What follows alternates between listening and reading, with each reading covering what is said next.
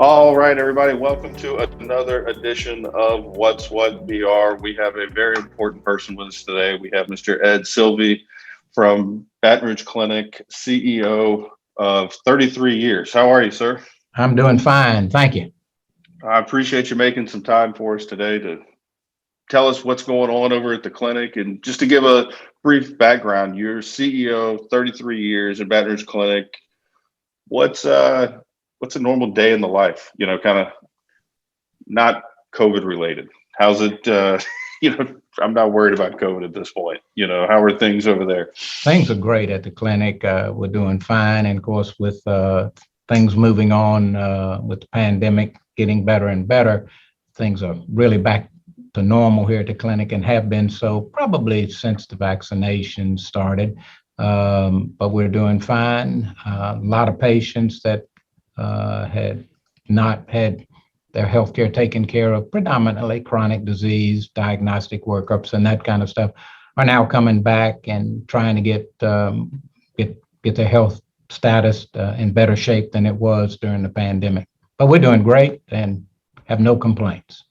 It's funny you mentioned that, because I talked to somebody and they were explaining to me that was a big thing, that a lot of people, their regular kind of primary care just fell apart, over the last year and a half, whether it was they had COVID or they didn't, but they didn't want to go, in, or different things couldn't be done. So there's this almost like a backlog, of trying to get in. Right. A lot of patients that either had wellness checkups or they have chronic care conditions, you can just do so much with telehealth. And we did a lot with telehealth, but at some point, the patient has to come in, actually have a true physical exam, have lab, x-ray, whatever diagnostic workup that they need. And so we've been back to normal for a pretty good while. I'll jump off of the medical, but I did just something I heard, and it was by no means a study or anything, but I heard that there was a lot of people actually that were on blood pressure medicine that started doing the telehealth, and they were able to come off of a lot of their blood pressure medicine, or they didn't have as high blood pressure as they thought. And that was explained to me, it was because they kind of what they call it, like white coat syndrome. Correct. To where people would come into the doctor and they'd be so nervous, that their blood pressure would rise. And then when they started doing some of it over telehealth and those kind of things, we're like, well, you're not as bad as we thought you were. Yeah, my wife has that white coat syndrome, and normally her blood pressure is really, really low, and she'll come in sometimes and it'll be really high, and just give it 10 minutes and it comes right back down. Yep. Awesome. Well, tell me, you've been there, like we mentioned, 33 years, the clinic is, I think everybody knows, Baton Clinic in town. We've got, there's multiple locations, you've got the, monster facility, over there on Perkins. What do you think, from a clinic, whether it be small or large, some of the things that you guys have done from an accomplishment point of view, like, where do you feel, kind of you've been that leader, of the clinic, what do you think that is? I think there are a number of things. Probably people always ask me, what's the biggest accomplishment that the clinic has had? And really, it started about 1985 when the present physician leadership at that time recognized that healthcare was changing. And so they went out and began to recruit different types of physicians, educating the rest of the physician group about the changes that are taking place in medicine, which, that's pretty good. That's 35, almost 40 years ago. And so it really the physician leadership that put the clinic in a position to begin to change. That was growth, add services, new specialties, and what have you. So I would think of that as maybe its major accomplishment, because what that allowed it to do is once they understood where medicine was going, they were able to grow, they were able to bring in resources, education, all of that type of stuff to make a better organization and to provide great patient care. We've done a bunch of things since then. Yeah. We've got all kind of, awards. We've done numerous business transactions, got awards from the MGMA Association, where I've been named a better performing practice since 1997. a bunch of things in stroke and diabetes and heart care, that type of stuff where we've won awards. And, I think the group is very, very proud of that. I, I can imagine that is because this is if we go back, I don't know if we've mentioned, but this is you've got an anniversary coming up, Correct. which is going to be 75 years here in Oh, this community. that is So, exactly right. which anything lasting 75 years is an accomplishment, but healthcare, it's I've always looked at healthcare as one of those businesses that you almost have to like reinvent yourself every time you turn around because what you were doing for healthcare, whether it be for diabetes or something, 5 years ago is different than what you're doing now. So it's not like, hey, we've been doing the same thing for 75 years making Coke bottles, and we just found better ways to make them. Your game changes, every year, every month, probably. Right. That's And got to be amazing. it's that's a good term, reinventing yourself. And as I said, 1985 is when things began to change, and obviously they've changed a lot since 1985. But I think a standard theme is stability, performance, and we've got a lot of trust from the community. And those three things together, I think, have allowed the clinic to really grow, prosper, and to do a lot of innovative things for the greater Baton Rouge area. We feel really blessed from the community. We've got over 300,000 active patients, which if you, that's pretty good. So what, roughly a third of the community, a little more than the community that we take care of. And we're very proud of that. You just don't think about it until you really read some of the statistics that, my staff shares with me from time to time. Well, it's not only that, and I would almost, as a appreciation to you to look at, it's not just taking care, but that's also a huge weight to carry, as well, knowing that if you've got a third of the community, we have to have the right facilities, we have to have the right capacity, we have to have the right providers, we have to have the there's a lot there, to be able to do that. So what we have tried to do is we have a culture, we have a value system, and one of the key parts of our value system is accessibility. And we think it's very important, just as you said, if you've got that many patients, you've got to be around to provide for them. So we have somebody in each specialty on call 24/7, 365. And so if you make yourself accessible to your patients, one, it's the right thing to do. And the second thing, it's, patients love it, good patient experience. And I think what we have tried to do is offer concierge medicine without charging a membership fee to our patients. And I think we try to strive to do that. Some days when we may not be as successful as we'd like to be because we get busier than we'd like to be, but sometimes illnesses, flu and that kind of stuff comes around. You get overwhelmed, but I've been real proud of our doctors. I think you'd ask me, you're talking about accomplishments. Being overwhelmed when Katrina hit, probably one of the proudest times in my 33 years here. As you know, we had all of the unfortunate people from New Orleans that came up here, and they were sick and either in the Pete Maravich Assembly Center or down at the Convention Center. And our doctors would work all day and then go down there at night to take care of the patients. And it was really rewarding to watch them do it. I was very, very proud of them because it's working all day and then having to go do it at night is not easy. So well, and that not only just to talk about that for a second, but it's completely different now than if someone had to go do that now. God forbid we got in that situation again. It would seem I don't want to say like easier, but I can imagine then after Katrina. Back then, not everyone had, the My Chart, the online systems where you could pull some history. These guys were having to go in and treat and make decisions, on the fly with just what they had in front of them. People didn't necessarily come with, well, I know there's times where I've been on prescriptions and they'll ask, well, what do you want? I don't know. Or this is what it is. I don't know the amount, but nowadays, if it happened again, it'd probably be just with technology in a much better space where it's like, at least, hey, we can pull this up. So those guys, and women there had to do all of it, just almost kind of like I don't want to say, either, battlefield medicine type, but that's kind of what it was. Exactly. And the electronic medical record has changed things so much for the better. It's like all technology, it'll drive you crazy, but the moment you don't have it, you're jumping around saying, where did it go?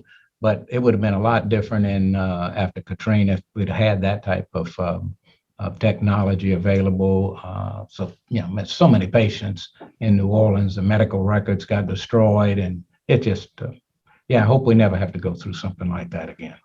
Well, you mentioned, that was a proud moment. Some of the digging that we're looking for, and I would think, you've got to have, personally be proud. I think in some of the research we did, you've got a relative to one of the founding physicians. Is that correct? Yep, my dad. Really? Yeah. Okay. I didn't even know it was that close. So Yeah, I was thinking we might have been like a cousin of a cousin or something, but tell me about it. The Baton Rouge Clinic is real interesting. The four original founders all trained together. They were in the service together, and after the service, actually the concept of the clinic was conceived in the Panama Canal. They were leaving the Atlantic Theater to head over for what people thought was going to be the invasion of Japan, and they got to talking about when they got back that they wanted to open a multi-specialty clinic. And so obviously they did on October 23rd of 46. And the clinic and I have a lot in common because on November 22nd, I'll be 75 too. So somebody teases me and said, what do you have in common? We both still standing and taking nourishment. So I never had any idea I would be here. One of the other founders, Joe Sabache, who was a great mentor to me, when I decided I wasn't going to medical school, he said, what I think you ought to do is go into healthcare administration. And at that time, this was 1967, 68, Tulane got a Kellogg Foundation grant to start a program. In 1969, I went and graduate school at Tulane, came out, never thought I would be here. I ran hospitals for 20 years and got recruited to come here. It was about 10 years after my dad, 12 years after my dad had passed away. Never thought I would be here, but it's kind of nice. Somebody says, what's the feeling? It's kind of like, taking over the family business, so to speak. And then one of the other founders, Joe Sabache, was a great surgeon, was a great mentor to me. He left in 1967, right after Medicare was passed, to develop regional medical programs. That was where all of the funds came together to create a lot of the subspecialties that we now have and enjoy as a population in this country. And during that time, he was a great mentor to me. In fact, after Gustav, he came up to town, and there was no electricity, so we were all over at Our Lady of the Lake in one of their conference rooms trying to conduct business to say, okay, how can we reopen and do this for our patients and what have you. He just happened to come in, and they sat him down in our meeting, and he just sat there and listened. He said, doesn't seem like anything has changed in the last 40 years. It was kind of comical, but it's a unique place. Obviously, I'm very proud of it. I'm sure I'm prejudiced, but it's nice knowing that my dad was a founder and being part of it. So, I didn't, when, I was at another job, and when they moved in 1975 from North 19th Street to Goodwood Avenue Boulevard, I helped them move in, and can't remember where I was working at that time. But anyway, so I had a long association with the clinic, and it was a pretty easy decision when they approached me and said, would you like to come here? And I did. Kind of like a coming back home, that's amazing. So you grew up, literally the same time, as the clinic. And so to know it your whole life, and amazing that your father, was one of the founders, did you ever hear, did he ever talk, when, the grand size, and just the amount of coverage, I can't imagine he ever thought it would, get to this, It was really interesting. when I decided to go into healthcare administration, I took a course out at LSU in my senior year, and I wrote a paper, and it was all about multi-specialty clinics, and that was the future of medicine. And the professor gave me a D on it because he said that would never happen. Doctors, they couldn't work that closely together. And obviously, I think I got the last laugh. I didn't like the D, but I did get the last laugh. So that was a lot of fun. But I did get a chance to watch it grow and develop. And in graduate school, did papers on it, and just a number of people from Baton Rouge that were physicians that knew my dad that taught down at Tulane at that time when I was in school. And it was so as you get older, you look back and you appreciate things a little bit better than you do when you're real young. But really, it's nice. My grandkids appreciate that their great grandfather was the founder of the clinic. So we've got many generations here. So of patients that we've taken care of, not just obviously with my family, but all over Baton Rouge. I just can't, I'm picturing, some guys in the, Panama Canal with an idea, and then we're now 75 years later, and you've got a third of the population and, multiple clinics and trying to keep up. It's a feat in itself, but then for, like I said, any business, but then to have it to be medical, related, I think it's just that much more, an accomplishment, because like I said, it's got to change.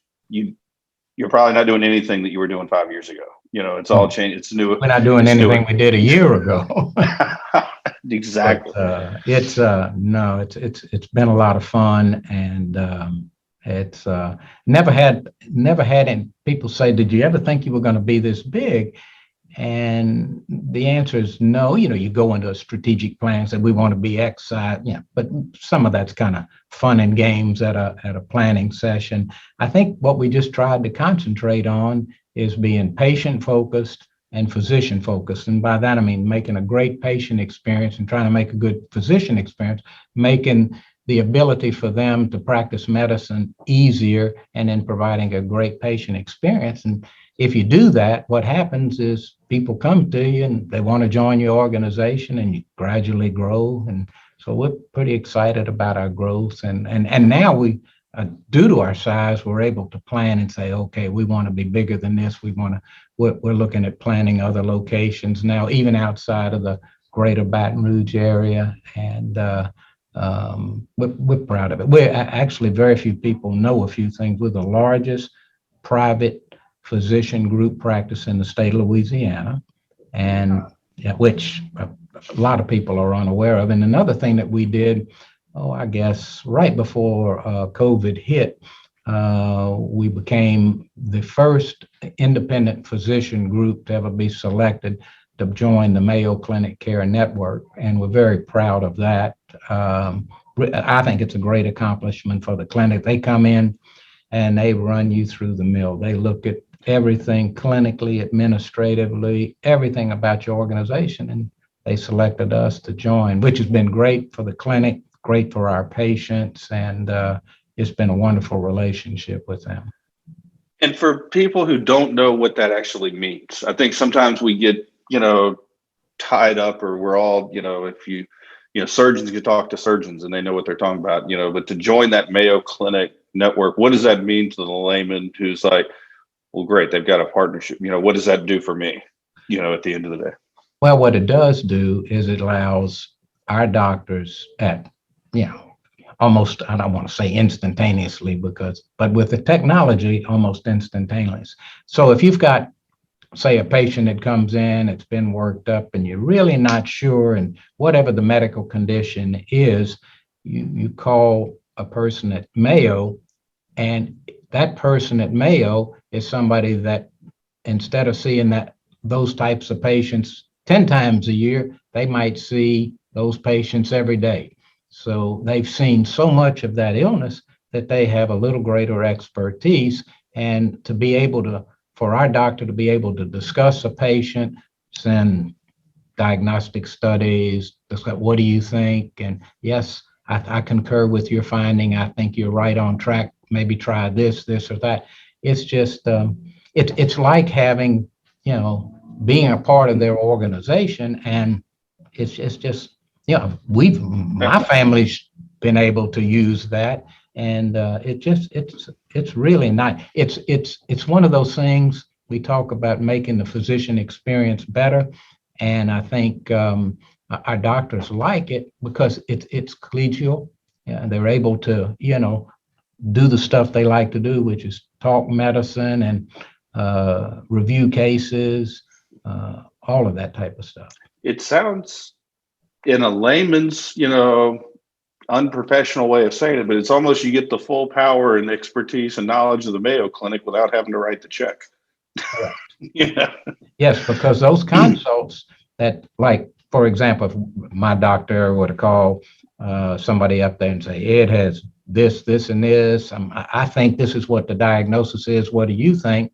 And whether they change it, concur with it, there's no charge to our patient for that, which is wonderful.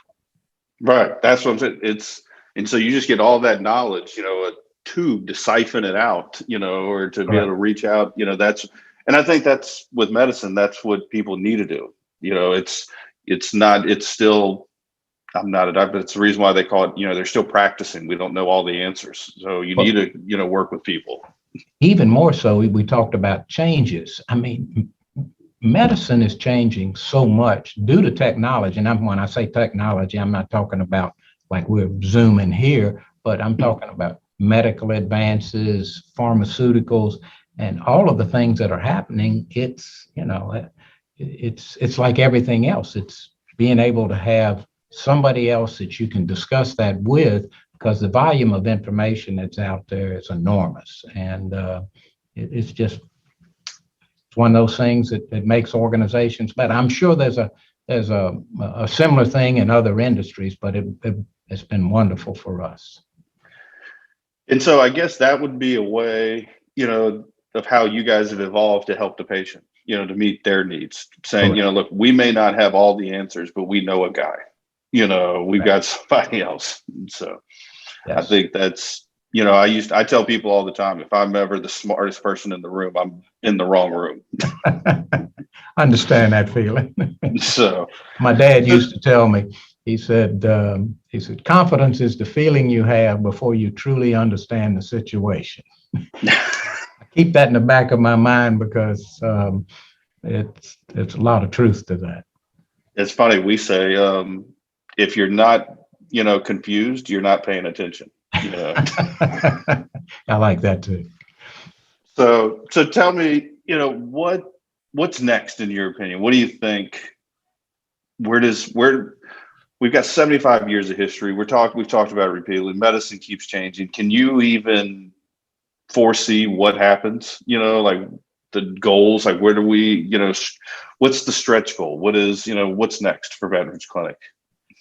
I think what we want to do, even though we feel like we do a very good job of it, I think the future of where healthcare is going to be on the ambulatory side, trying to keep patients healthier. We spent years taking care of people who are sick. Now we're going to always do that, but I think that the real future is going to be trying to figure out how do you take care of large volumes of patients from a wellness standpoint and keeping them well. Or if they have a chronic condition, diabetes, hypertension, or something like that, how do you keep that under control so that they don't end up in an emergency room or admitted to a hospital? This is not only improving their quality of life, but it also reduces cost. So I think that's where not just the Baton Rouge Clinic, but where I think medicine is headed. Getting arms around pharmaceuticals, because there are a lot of drugs coming out that are just wonderful, but how do we pay for them?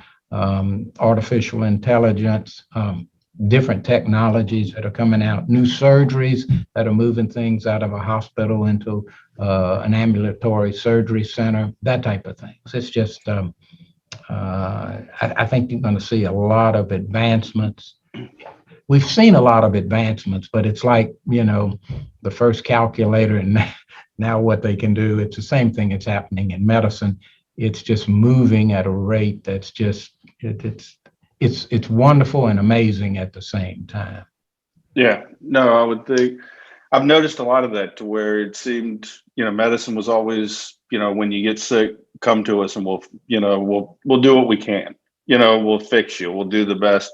But it's almost, like how do we treat, not just wait until there. Let's get preventative. We do. It's very similar. We recently started over at Parents Magazine. We started a publication for kids on literacy.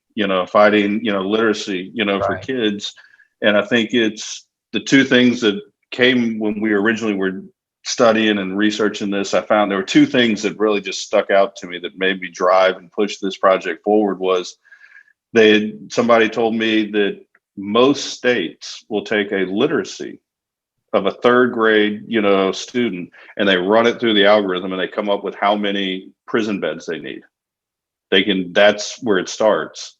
And I'm on this tangent because I think when you can get into prevention, or the education early enough, you can have a huge, effect downline, at the end of the day. There's no doubt. A perfect example that we discovered a number of years ago when the trend was that you start outreach programs to your patients. And we did a study, and there was a direct correlation between, on diabetics, for example, between the number of visits that the patient had and how better controlled their diabetes was. And, it just, so we began reaching out and, say if it were me, it's Mr. Silvey, you hadn't seen your doctor in X amount of time and it's time. And there was a direct correlation between their improvement in their diabetes and the number of visits that they had. I mean, it was a pure linear graph like that, which told us a lot, because if you're going to be charged with taking care of, say, a population of diabetics, you've got to be able to do that to provide the proper care. Absolutely. I'm involved with, many years ago, was involved with a business group. And the whole point of the group was we were all in the same industries, but we were in different markets. And it was about 10 of us, and we kind of called it like this mastermind group. And what we did was we set accountability to each other, and we made it a point to where every week we would have a phone call with each other, just 15-30 minutes. But you didn't want to be the guy to tell the person you're working with, like, no, I didn't get that done, and this is what I plan to do next week. And just, I would think in medicine it'd be the same way. If you're going and seeing for diabetes, as you're talking about, if you're going once every year to get checked, it's out of sight, it's out of mind. But if you got to know I'm going back in at a more frequent interval, you might be, watching what you're eating and exercising a little bit more, because you don't want that slap on the wrist, or it just reaffirms that you need to take care of yourself better. That is correct. So, a lot of times, people don't want to go to the doctor until they're sick. Well, yes, we can treat that, but the goal is, let me take care of you before you get sick, so that if you get sick, you're not going to be as sick, and hopefully you don't get sick. So that's the concept, and it really works. Kind of like they say with the banks. You don't go to the bank when you need a loan. You go to the bank for a loan when you don't need it.